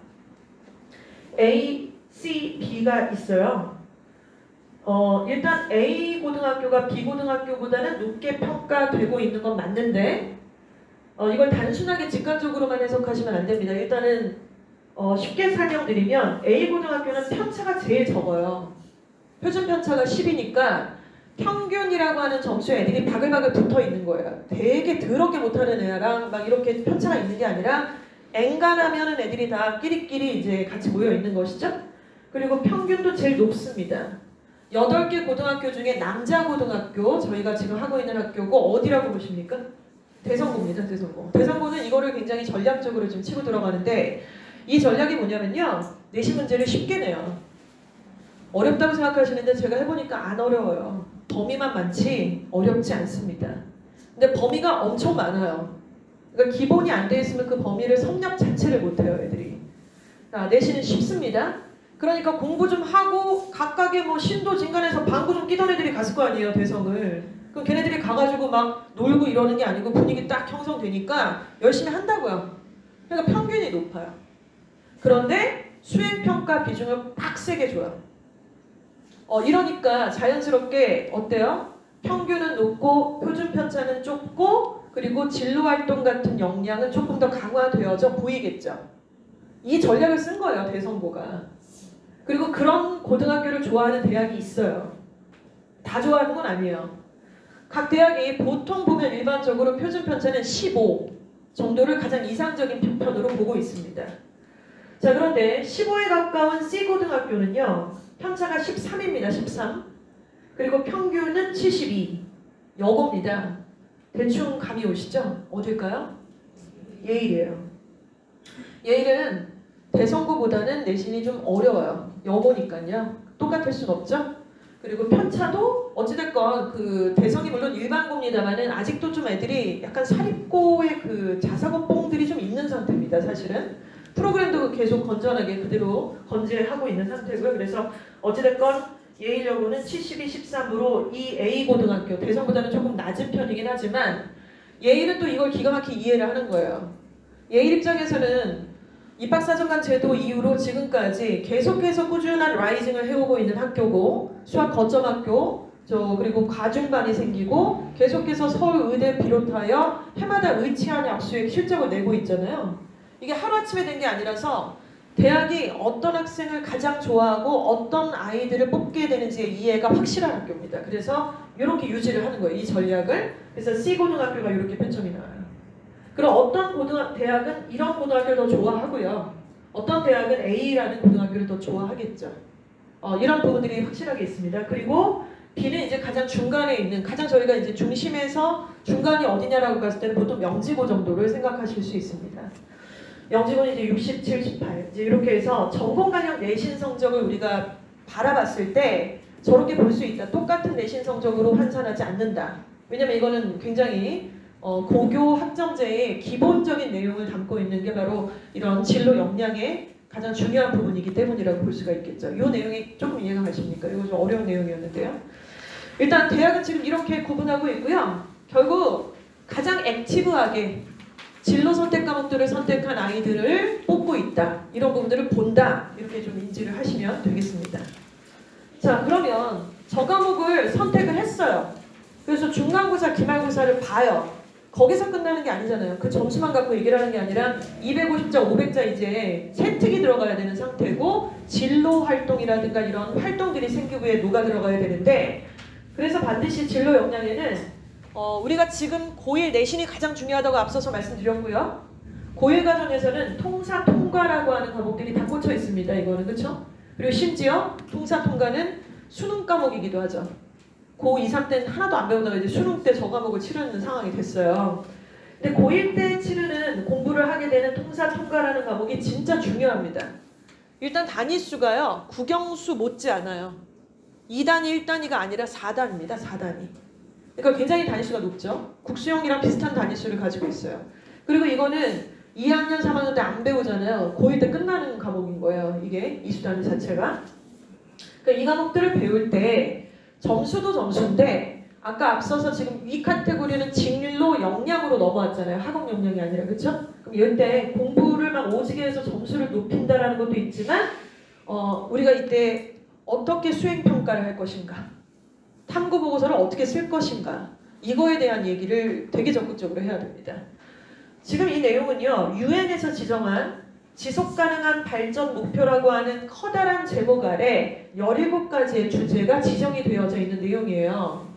유엔이 이 주제를 지정한 것은 2018년으로 기억을 하는데 지금 2023년 4년 기준으로서 대한민국의 고등학교 1학년의 통사 통과의 목차를 보시면 상당히 결이 비슷하다는 것을 보게 됩니다. 자, 그래서 통사랑 통과, 교과서 상관없어요. 출판사는 좀 다르겠지만 목차는 거의 다 비슷하기 때문에 만약에 건강과 웰빙, 양질의 일자리와 경제 성장이라고 하는 주제를 놓고 학생들이 통사와 통과를 플러스해서 이머전 시켜서 이것을 탐구보고서에 녹아낼 수가 있습니다. 수행평가로 확인을 할 수가 있고요. 이거 해야 되겠죠. 근데 이거는요, 우리 어머님들보다 애들이 조금 더 영리하고 기민한 아이들이 많죠. 사실은 세대가 다르니까요. 그래서 아이들이 처음에는 버벅대고 뚝딱거리다가 몇 번 코치를 해주고 하면은 뭘 얘기하는지를 알아요. 처음에는 무슨 일기 쓰는 줄? 지 얘기를 냅다 써버리고 앉았고 지금 이 얘기가 아닌데. 그러니까 이게 250자라고 하는 세특을 지가 한번 써보는 거거든요. 탐구를 보고를 해서 또 관련된 새 책도 있고요. 그래서 저희가 이거를 비교과 과목으로 관리 콘텐츠에 넣었습니다. 그래서 이거는 재원생들은 좀 알고 계실 텐데요. 방학 때라든가 저희가 1년에 2번 주제 토론 글쓰기라고 하는 그 시즌이 있어요. 그래서 아이가 여기서 자유롭게 주제를 선택을 해야 돼요. 그런데 너무 막 17개 중에 아무거나 막 선택하니까 첨삭하기가 너무 어려워가지고 저희가 좀 지정을 해요. 몇 가지 카테고리를 지정을 해서 이 중에 좀 골라. 그래가지고 네가 한글로, 영어 말고 한글로, 또 잘하는 애들은 영어로 쓰기도 합니다. 그렇게 써서 교과 세특에 이게 적합하지 어떤 내용이 들어가 있는지 네가 쓴 것 중에 이거는 진로 적합성이라든가 학업 역량이라든가 어떻게 얘기할 수 있는지를 저희가 첨삭을 해줘서 네이버 카페를 통해서 중등부에서는 계속 진행을 했던 얘기이기도 합니다. 조금 더 이제 확장을 해보면 저 애기들이 이제 2학년 때는 사회현상과 선택과목의 연결과 질문으로 탐구를 하는 거죠. 아까 1학년 때는 공통사회, 공통과학을 교과목에 꽂혀 있잖아요. 그래서 자연스럽게 수행평가를 한단 말이에요.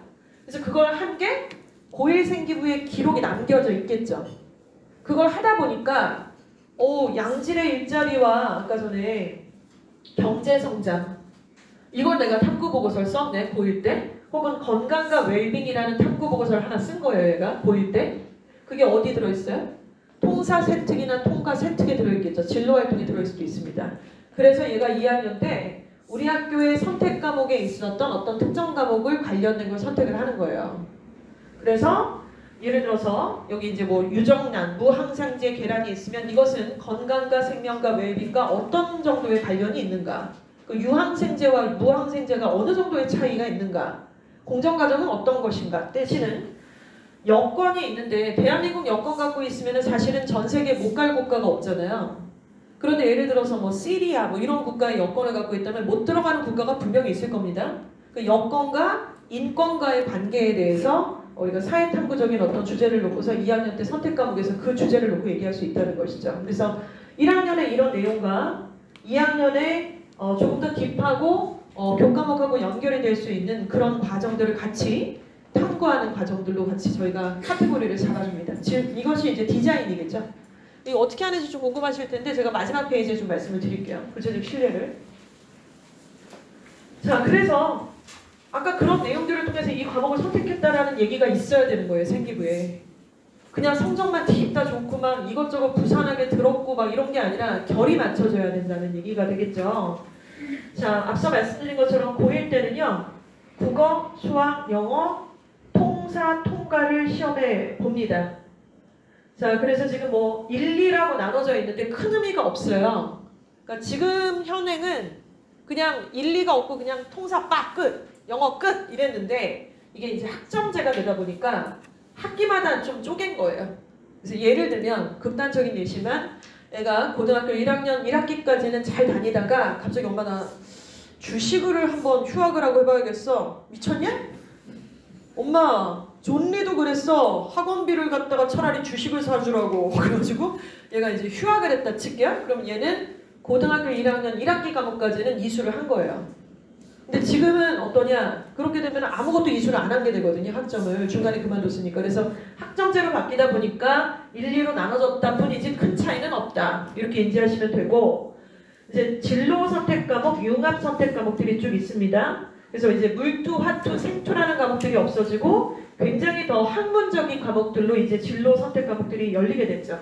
역학과 에너지, 전자기와 양자, 물질과 에너지, 화학 반응과 세계 이런 것들이 이제 열리게 됩니다. 모든 학교들이 저 과목을 다 여는 건 아니에요. 그래서 이제 고교 선택하시기 전에 나중에 빌드업 하시면서 고교 선택할 때 각 학교마다 학교 알림이 사이트 들어가시면 선정고에는 무슨 선택 과목이 열려 있는지, 대선고에는 뭐가 열려 있고, 충암고에는 뭐가 열려 있고, 선일에는 뭐가 열려 있는지 보입니다. 그래서 그 내용들을 보시면서 이게 진로 역량 면에서 이 고등학교가 어느 정도 노력을 하고 있구나, 확장을 하고 있구나를 가늠할 수 있죠. 비교를 하실 수 있고요. 자, 그리고 융합 선택에서는 이런 과목들이 이제 생기게 됐습니다. 그래서 이 내용을 보고 얘기를 하는데요. 이제 여기까지는 다 상대평가고 빨간색 테두리로 한 요 과목들은 이제 성취평가로 진행을 하게 됩니다. 참고하시면 될 것 같고요. 이런 내용을 통해서 공학계열, 의학계열, 상경계열, 과학, 사회과학 영역으로 나눠지게 된다. 이렇게 보시면 되죠. 그래서 결국에는요, 뭐 문이과 통합이다. 문과이과가 이제는 뭐 통합돼서 나눠지지 않는다. 나눠지지 않았나요? 나눠져 있잖아요, 현재도. 그쵸? 나눠져 있잖아요. 2학년 되면 선택 과목은 문과 애들은 문과 선택 과목을 하고 이과 애들은 이과 선택 과목을 하니까 문이과가 나눠져 있죠. 그냥 이렇게 반으로 뭐 1반부터 몇 반까지는 문과 이게 아니다 뿐이지, 이동한다 뿐이지. 그러니까 본질 자체는 어떻게 보면 큰 변화가 없다고 보시면 돼요. 9등급이 5등급이 됐다. 이제 이 정도 이해하시면 되고, 더 주도적으로 선택 과목이 굉장히 중요해졌다. 왜? 교과에서도 생기부를 본다. 종합은 말모, 정시에서도 본다. 이렇게 얘기했으니 이런 진로 역량이 왜 중요한지를 우리가 이해를 좀 하게 됐습니다. 자, 마지막으로는 공동체 역량이고요. 20%입니다. 자, 공동체 역량은 학생도 중요하고 학교도 상당히 중요하겠죠. 사실 한 반에 한 20명에서 25명밖에 되지 않는 굉장히 조금 인원수가 많이 적습니다. 그렇죠? 이 와중에 동아리도 해야 되고요. 또 반 안에서 구성원들 사이에서 어떤 역량을 발휘했는지도 상당히 중요한데 사실 이거를 무시할 수가 없어요. 그리고 이제 저희는 그 수많은 학생들의 그동안의 생기부를 계속 분석하고 컨설팅을 계속 해왔잖아요. 근데 너무 신기하고 재밌고 기가 막힌 부분들이 바로 이겁니다. 뭐냐면 와, 얘가 우리가 보는 뷰랑 이 아이를 학교에서도 얘를 똑같이 판단하고 있더라고요. 인간미가 없어. 공부는 잘하는데 약간 싹퉁머리가 없네. 그런데 정말 생기부에 그게 이렇게까지일 줄이야. 정말 공부 잘하면 그래도 선생님들이 좀 학교 실적도 있으니까 좀 이렇게 해주겠지라고 생각하실 수 있잖아요. 근데 물론 그렇긴 합니다만은 뭐가 뼈에 박힌 말이 한마디 딱 있어 보면. 또 약간 인간미가 없다던가 이런 부분들을 저희도 아는데 대학이 모를까 싶습니다. 그래서 이런 부분들은 공동체 역량이라는 부분에서 우리가 평가를 할 수가 있는 내용이고요. 저희 둘째 딸이 이번에 대학을 갔는데 제가 보기에는 그 친구는 이게 제일 특화되어 있는 애예요. 이 부분이 굉장히 중요해서 정말 그 고등학교 선생님들이 얘를 대학을 보냈다. 저희는 이제 이렇게 평가할 정도로 중요한 내용 중에 하나입니다. 협업과 소통 능력, 나눔과 배려, 성실성과 규칙 준수, 리더십. 안 중요하지 않습니다. 특히 상위권 대학일수록 굉장히 또 중요하고 위치한 약수 당연히 중요하죠. 인성 면접도 보니까요. 자, 이래서 결국 고교학점제에서 우리가 조금 준비하고 정색하고 얘기해야 될 부분은 학교 수업이죠. 내신 잘 따고 세특 잘 만들고 또 질문을 통해서 자율주제 발표하고 설문지, 독서를 통한 비판적 사고하고 또 실천하고 궁금증 해결해서 2, 3학년 때 선택 과목으로 가는 요 수순. 그러니까 앞에 있었던 모든 내용들을 한 페이지로 좀 정리했다고 보시면 되고요. 실제 사례들을 좀 설명을 드리겠습니다. 학생부 종합전형의 성공 사례인데요. 질문해야 돼요. 질문. 근데 질문 진짜 안 하잖아요. 어렸을 때는 그렇게 질문하지 말라고 그래도 엄마 왜 그래? 엄마 이건 왜 그래? 그놈의 Y 시리즈 때문에 진짜 미쳐버린 줄 알았는데 이제 크면 클수록 질문을 전혀 하지 않아요. 그러니까 질문을 해도 되는 분위기가 있고요. 질문하면 왜 저래? 왜 나대? 약간 이런 분위기도 있죠. 고등학교마다도 좀 분위기가 확실히 달라요. 제가 이렇게 내신해보고 아이들 만나보면은 좀 많이 달라요. 진짜로. 그런데 질문을 반드시 하지 않으면 확장을 할 수가 없습니다. 자, 독서, 설문조사, 보고서, 발표 이런 것들을 이제 아이들이 주도적으로 해 나가야 되는데요. 실제로 저희 학생이었고요. 실제로 이 학생이 이제 실제 사례로 한번 예를 들어서 말씀드리겠습니다. 이 친구는 신도중학교 출신의 예일여고에 지금 다니고 있는 학생이에요. 건축에 관심에서 사회적 약자를 배려하는 도시공학과 쪽으로 From to. From은 어디였죠? 건축에 그냥 관심이 있었어요. 건축 멋있는 것 같아. 윤현준 교수처럼 데리고 와. 이랬어요. 근데 나중에는 얘가 고3 때 도시공학과로 건축학과가 아니라 도시공학과로 지원을 하게 됩니다. 일단 예비고일 때 주제토론 글쓰기를 저희가 한다고 말씀드렸잖아요. 이제 이 친구가 그 수순부터 밟았던 친구인데 주제토론 글쓰기 아까 17가지 주제 있었잖아요. 그 중에 이 친구는 미래 지속가능한 사회의 행복은 건축에서 시작된다. 이렇게 잡았던 거예요. 그러니까 굉장히 러프하고 좀 일반적이고 포괄적인 주제를 잡았겠죠. 그래서 이 친구가 250자 썼어요. 그때. 자, 그리고 고1 딱 예일여고를 입학을 했습니다. 진로 활동을 이제 오지게 해요. 4월, 5월, 뭐 2학기에도 계속해서 그놈의 교수님들이 그렇게 오세요. 선생님 저 오늘 진로 활동 때문에 좀 늦어요. 저한테 카톡이 와요. 얼마나 늦는데 5시에 수업인데 5시 40분에 끝나요. 그럼 일단 끝나자마자 튀어와? 이런 얘기들의 카톡을 굉장히 자주 받게 됩니다. 그래서 얘기를 들어보면 이제 어느 대학교의 건축학과 교수님이 초청을 해서 이제 연사로 오신 거예요. 그래서 이제 진로 활동들의 카테고리로 활발하게 하고 있는데 건축학과 교수님이 오셨는데 물리에 관련된 얘기를 많이 하신 거죠. 그래서 건축이랑 물리랑 저렇게까지 상관관계가 깊었나? 얘가 이제 깨닫게 된 거예요. 그러다가 이 진로 활동을 듣고 그 내용을 자기가 자율 주제를 정해서 발표를 하게 됩니다. 그렇다면 기후 변화가 계속 심해지잖아요. 그러니까 막 우리가 여름에 굉장히 그 폭우가 와서 어디 뭐 지하가 참수가 됐고 막 이런 얘기들을 뉴스에서 간간히 보게 되는데 이렇게 기후 변화가 크고 강수량이나 강우량들이 많이 바뀌고 있는데 건축물은 왜 자꾸 하수구는 변동이 되지 않고 그대로 계속 고수하는 거지? 그러면 계속해서 비 올 때마다 이런 식으로 참사가 나야 되는 것인가? 이제 이런 것이 궁금해졌어요. 그래서 주제 발표를 이 내용을 가지고 하죠. 그래서 구체적으로 이 친구는 자기가 이제 신도중학교 출신이니까 집이 대충 어딘지 나오잖아요. 그 은평 뉴타운이 있습니다. 녹지대도 있고 밑에 하천도 있고 뭔가 잘 조성이 돼 있고 이미 설계 도시잖아요. 그쪽은. 근데 여기 문제가 없단 말이에요. 근데 학교 쪽을 오니까 이제 주택가들이 겁나 많아. 그리고 이쪽을 보니까 구산동. 그리고 강남역에 이제 다리 하나 딱 건너면 한남대교 건넜을 때 밑에 지하 참수되는 약간 이 상습 지역이 있는데 하수구에 분명한 차이나 기준이 좀 있을 것이다라고 생각을 한 거예요. 그래서 이 친구가 각각의 이제 동사무소라든가 구청에 가서 자료들을 요청을 합니다. 혼자 하진 않았어요. 같이 이제 팀플로 진행을 했었고 배수구의 사이즈와 어떤 그 설계 도형과 이런 것들을 물어보게 되죠. 그래서 그 자료를 가져다가 물리와 관련해서 발표를 하게 되는 게 고2 때 진로활동으로 딱 들어갑니다. 자, 그리고 고3이 됐을 때는 오케이. 그러니까 결국 상습적 침수 지역은 배수관에 대한 문제가 있었어. 그리고 애초부터 도시를 설계할 때 계획 도시를 설계하게 될 때는 이런 부분들이 상당히 중요하고 녹지라든가 자연 생태계와 함께하는 것이 상세의 역할을 할 수 있다라는 결론으로 도달을 해서 친환경 생태계는 미래의 새로운 도시를 만든다. 그래서 나는 물투와 지투를 선택할 거야. 이렇게 된 거죠. 이제 얘는 지금 2028 교육개정안의 주인공이 아니기 때문에 투 과목이 존재합니다. 그래서 고3 탐구 보고서까지 고3 1학기까지 이렇게 딱 찍어가지고 같다 이거죠. 이런 수준이에요. 이런 수준. 너무 아름답지 않습니까? 그리고 막 도저히 이거는 넘사벽에 내가 저걸 어떻게 해! 이 정도까지는 아니잖아요. 이게 뭐 그렇게까지 어려운 건 아니잖아요. 우리가 조금만 관심을 갖고 뉴스라든가 클립이라든가 이렇게 좀 다큐멘터리 몇 개 보고 하다 보면은 카테고리를 얼마든지 잡아서 같이 얘기할 수 있는 부분이라고 생각이 드는 것이죠. 자, 그렇다면 이제 진로 역량 탐구 보고서 이런 얘기까지 다 나눴고요. 자, 고교학점 때 입시를 디자인하는 내용 시간 순으로 같이 한번 말씀드리겠습니다. 2월 5, 6, 7일에 재원생 기준으로는 미만고를 봅니다.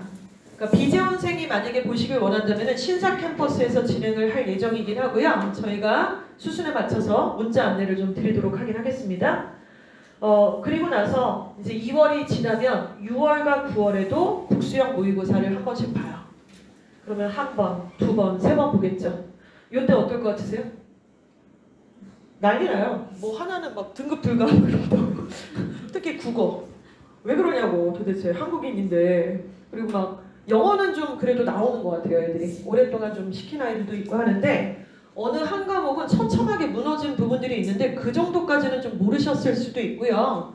또 아이들이 아직은 입시에 본격적인 진입을 안 했다라고 하는 조금 안도감으로서 그런 덕가 나올 수도 있다라고 생각을 하긴 합니다. 어찌됐건 결과는 처참하게 나올 가능성이 좀 있고 그러나 6월에 9월에 보는데 저는 이건 참 대견한 게 저게 시험 치를 때 좀 힘들잖아요. 체력적으로도.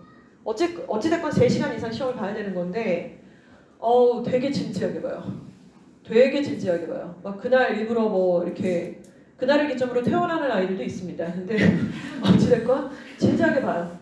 그리고 성취율 분석을 하죠. A, B, C, D의 성취율 분석할 때 이거 뭐라고요? 학부모님들 같이 참여하셔야 된다는 말씀이죠.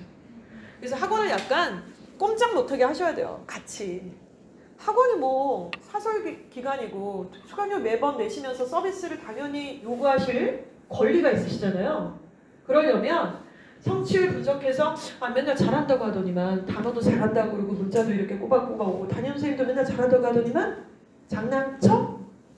C에서 왜 이렇게 많이 들리는 거임? 이런 거 약간 허를 찌르는 질문들을 같이 주거니 받거니 티키타카 와리가리가 좀 있어줘야 되는데 그냥 뭐 몰라 잘한대 언젠가 잘하겠지 뭐 약간 이렇게 넘어가는 부분들이 사실은 좋진 않다. 서로의 발전을 위해서.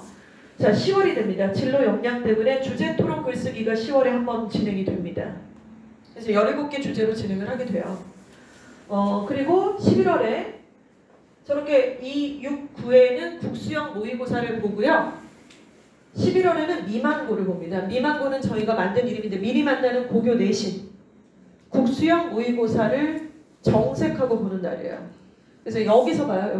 여기서 보는데 이번에는 저쪽에서 봤구나. BYC 건물에서 봤는데 일단은 외부생들이 상당히 많이 오고 미만고 보는 날은 수능 날인 줄 진짜 학부모님들 아침부터 오셔가지고 같이 막 화이팅하고 막 들어가는 거 아련하게 이렇게 쳐다보시고 그래서 저도 같이 약간 진지해지게 되더라고요. 그래서 아무튼 이 관이 꽉 찹니다. 굉장히 많이 봐요. 한 7, 80명 정도 보는 것 같아요. 그래서 이거 치른 지는 저희가 한 5, 6년 정도 됐고요. 아무튼 보게 되고 예상 내신 등급 어디 예상 내신 등급이요? 지원 희망하는 그 고등학교에. 이거 되게 웃겨요. 거의 정확해요. 이렇게 정확할 줄 몰랐어요. 갈수록 더 비슷해지는 것 같아요. 성적표 분석하고 겨울방학 계획을 합니다. 그리고 이때는 미만고 직후에 뭘 하죠? 고등학교 선택을 하시잖아요. 그러니까 고등학교 선택을 그냥 뭐 어디 가서 6만 원 내시고 5만 원 내시고 이렇게 선택하지 마시고 요거를 계속 보고 이때도 지금 어느 고등학교 희망하는지 따라서 내신 점수가 저희가 나오니까 그리고 요때는 정말 나오니까 그걸 보고 알고 지원하는 거랑 모르고 가서 이럴 줄은 몰랐다 이러는 거랑은 완전히 다른 얘기가 되겠죠. 그래서 이때 고교를 선택하시게 됩니다. 그리고 학생 분석 1대1 상담. 그러니까 저희가 고교 선택할 때 되게 진지하게, 그러니까 저희 고등부 안에서 가장 큰 행사라고 저는 생각을 해요. 오히려 고3 입시보다 더. 너무 중요하잖아요. 고3은 그렇게까지 물론 중요하지만 이미 어느 정도 배가 떠났어요. 고1 내신도 끝났고 다 정해져 있지 뭐가 그렇게 획가닥 바뀌거나 뭐 엄청난 그런 뭐 얼스 쉐이킹하는 그런 상황은 아니라는 것이죠. 근데 이건 상당히 중요해서 저렇게 미만고 이렇게 보고 분석지 나가고 상담하고 학생 분석해서 심지어 1대1 상담까지 해요. 학부모님이랑 아이랑 와서 이 성적표 보고서 성적표에 대한 의미 분석하고 1대1로 1시간 정도 잡아가지고 상담합니다. 그리고 고등학교 분석하고 반드시 근데 학부모님 같이 오셔야 돼요. 애만 오면 상담이 잘 진행이 안 돼요. 그 의미가 공감대 형성이 안 돼서 이런 내용들이 기다리고 있습니다. 자, 그래서 이제 상담 1시간 한다 그랬잖아요. 이런 성적표가 나가죠. 땡땡 고등학교 1학년 뭐 내신 이렇게 나가고 고1 올라가게 되면은 네, 이런 그 내신과 모의고사 점수 죄송합니다. 이거는 그러니까 고1 올라가서요. 이제 고등학교 올라가서 여기 2024년 1월이잖아요, 지금. 그래서 지금 저희가 오늘도 진행을 했고 한 78명? 이번 방학 때만 한 78명이 내신 성적표, 그러니까 1학년 내내 동안 4번의 내신이 있었잖아요. 그거랑 최근에 봤던 9월 모평, 12월 모평이 아직 성적표가 안 나왔어요. 2월에 나와서 9월 모평 성적표를 2가지를 딱 내시면 컨설팅을 합니다. 1대1 상담을 하는데 학부모님, 학생 반드시 동참하셔야 되고 이렇게 1시간 정도를 진행을 해서 78명 정도를 상담을 했는데 그 성적표가 이런 거예요.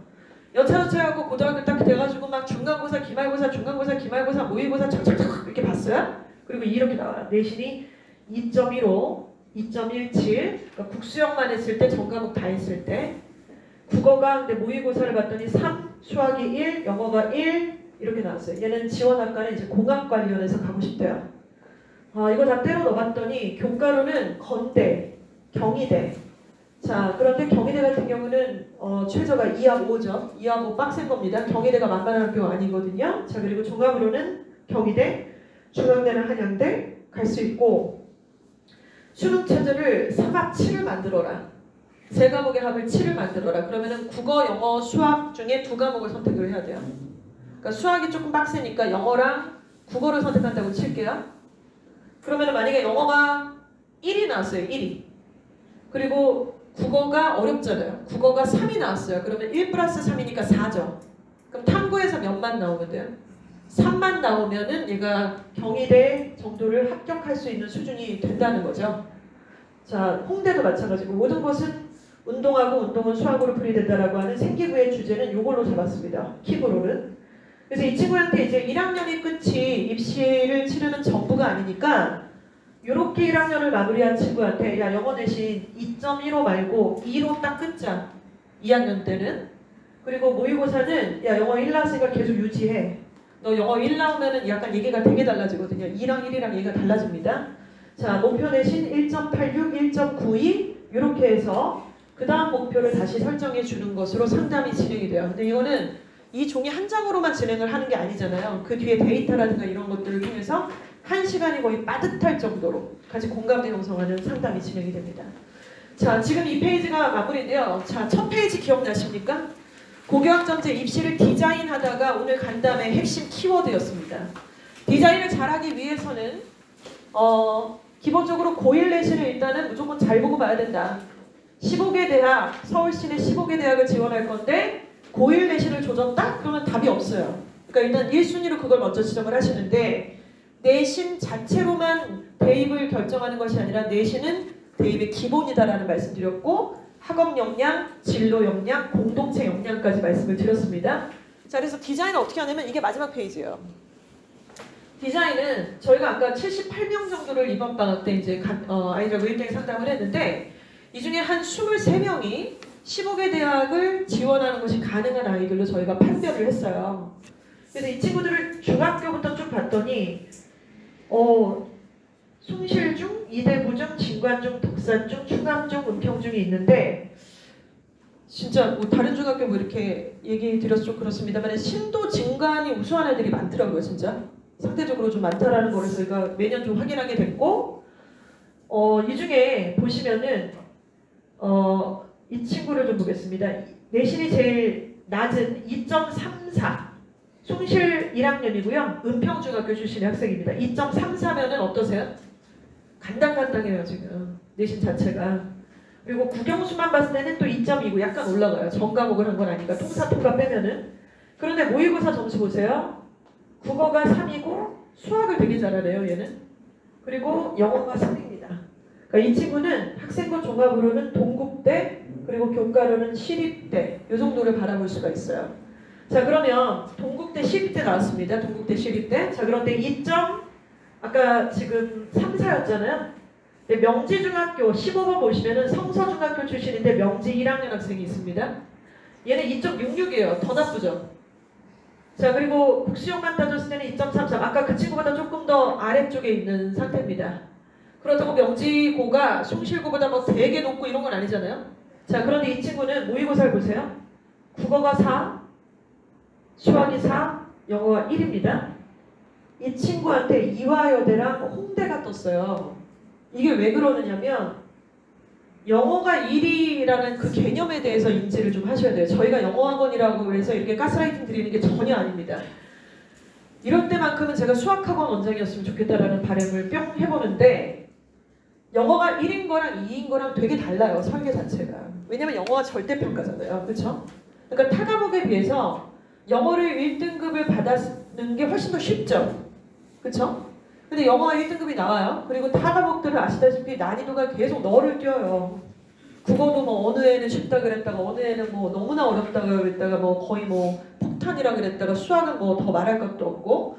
그래서 이 친구는 이대랑 홍대가 종합전형과 교과전형 둘 다 최저가 좀 있는 학교들이고 홍대 같은 경우는 최저가 빡세죠. 3학을 요구를 하니까. 그래서 이게 1이라고 하는 것 때문에 가능성이 있다라고 판단을 하는 거예요. 그리고 실제로도 그런 친구들의 어떤 사례들이 많이 있는 상태고.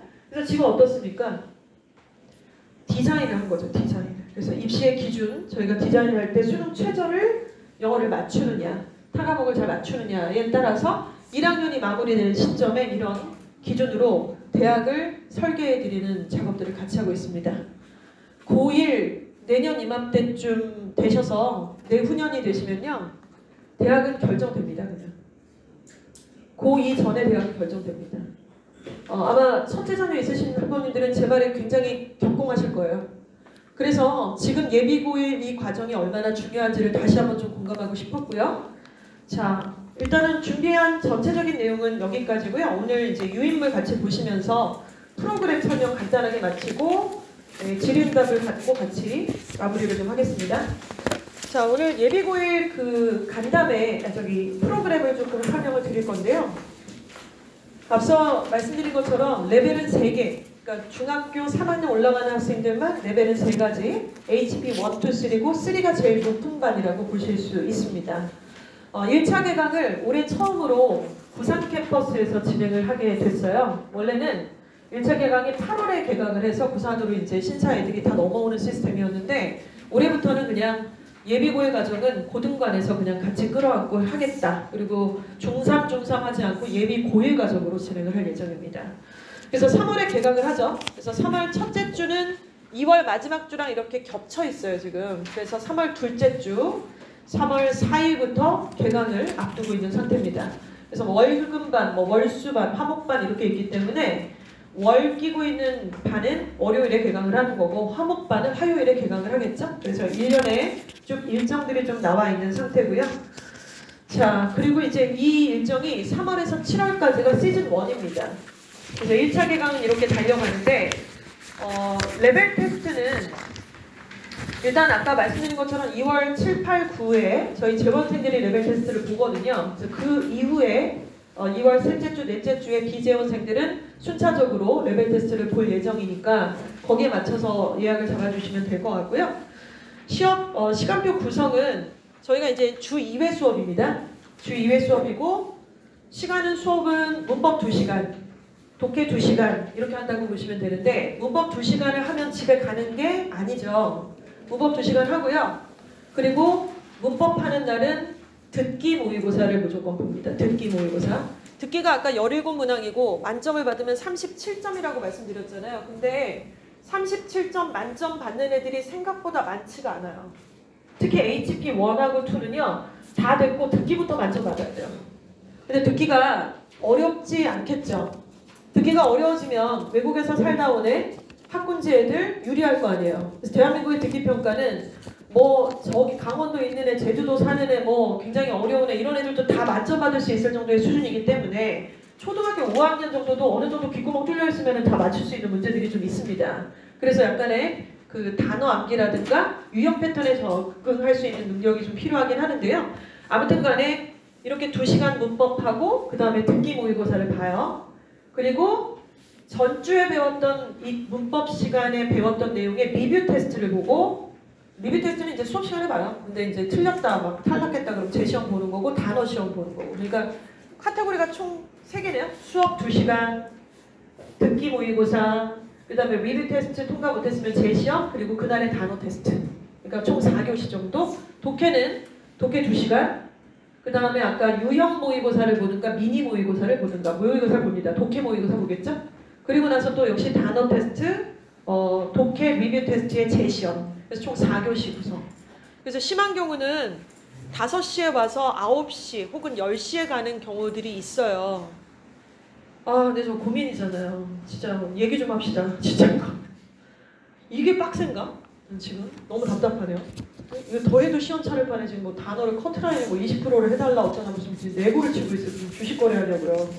그래서 아무튼 간에 조금 근데 뭐 어느 정도 협상을 할 자세가 사실 안 돼서 제가 그래서 이제 그나마 풀 모의고사 안 보고 이렇게 쪼개서 지금 보는 거예요. 오래 붙잡아 놓으면 하도 힘들어한다고 하니까. 시간표를 지금 보시면은 이렇게 구성이 되어 있고요. A 수업하고 B 수업이 짝짓기가 돼서 하나의 반이 형성이 된다 이렇게 보시면 돼서 지금 그 색깔이 약간 노란색, 핑크색, 파란색 있는 거 보이시죠? 그러니까 HP 원반, 기초반은 화목반, 수금반 가능한데 우리 애는 지금 목요일날 뭐가 있는데? 그럼 화금반 쌉가는 이해가시죠? 이게 가능하다 이렇게 보시면 됩니다. 수금반 쌉가는 그렇죠? 이렇게 다 가능하다. 수목반 가능은 하지만 비추다. 숙제할 시간이 없다. 약간 이런 거. 자, 그리고 이제 이렇게 나머지 당연히 또 A랑 B를 합쳐서 하나의 반이라고 형성을 하시면 된다. 이렇게 보시면 되고요. 교재로 넘어가겠습니다. 교재는 일단 HP 원반, 초반, 3반 이렇게 교재가 책정이 돼 있고 가끔 이제 새로 신규 어머님들 만나 뵙게 되면 저 교재 지난번 학원에서 뭐 중1 때 한 교재인데 이거를 여기서는 중3 때 하냐. 중1 때 이 교재를 하는 게 가능한가요? 모르겠습니다. 아무튼 레벨마다 그러니까 귀대계 자녀께서 어느 레벨인지가 일단 안 정해져 있기 때문에 교재 자체가 뭐다라고 딱 픽스가 돼 있는 건 아니겠죠. 이 교재는 픽스가 돼 있습니다. 이 교재는 픽스가 돼 있고 제가 HP 3반 같은 경우는 독해 부교재를 하나 지금 집어넣으려고 매삼 그 0이라고 하는 교재를 넣었다가 일단은 1차에선 좀 뺐는데요. 애들 역량 보고서 하나 더 집어넣을 생각도 있습니다. 요 과정이고 유형 모의고사 이렇게 진행이 되고요. 미니 모의고사 등등등. 예, 마지막 페이지를 좀 보시면은 뭐 학습관리, 그러니까 밤마다 네이버 밴드가 개설이 돼서요.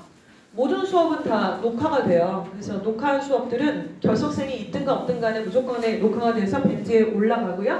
학생들도 이제 개별적으로 인증해야 되는 숙제라든가 과제가 상당히 많습니다. 그런 것들 그리고 HP 원 학생들은 아까 유형 모의고사 본다 그랬잖아요. 근데 그거를 저희가 강사님들이 유형 모의고사를 이제 뭐 실수물을 보든 실전 수능 모의고사를 실수물하고 줄여서 얘기하는데 그거를 따로 또 해제할 수 있는 시간적 물리적 여유가 없다 보니까 영상으로 다 촬영을 하셔서 밴드에 이렇게 올려놓고 애들이 보라고 했는데 그걸 보는 걸 또 인증을 해야 돼요. 받는지 안 받는지. 그러니까 너무 피곤한 거죠. 근데 HP1은 안 봐요. 아무리 올려놔도. 그래서 걔네들은 현장에서 독해 수업하는 날 오답률이 높은 문제들을 끌어다가 현장에서 해제를 해주는 거고 투3는 영상 촬영을 할 거고 그래서 밴드를 10분 활용하고 있고요. 이건 고1 올라와도 다 밴드는 무조건 형성이 됩니다. 그래서 그 안에 모든 영상이라든가 컨텐츠가 같이 공유가 된다고 보시면 되고 그리고 아까 말씀드린 것처럼 10월에 주제토론 글쓰기 진행한다고 말씀드렸잖아요. 이것도 이제 순차적으로 진행이 되고 이런 상황입니다. 자, 일단은 뭐 레벨 테스트를 보셔야 되겠죠. 보시고 어느 반으로 배정이 되는지를 놓고 구체적인 시간표와 교재와 이런 내용들이 좀 안내가 될 수 있다라고 보시면 될 것 같고요. 오늘 오실 학부모님들 연락처를 저희가 다 확보하고 있기 때문에 레벨 테스트는 2월 7, 8, 9 이후에 그 다음 주부터 이제 2주, 3주간에 걸쳐서 진행을 할 예정이라 순차적으로 문자 안내를 통해서 접수를 해주시면 감사할 것 같습니다.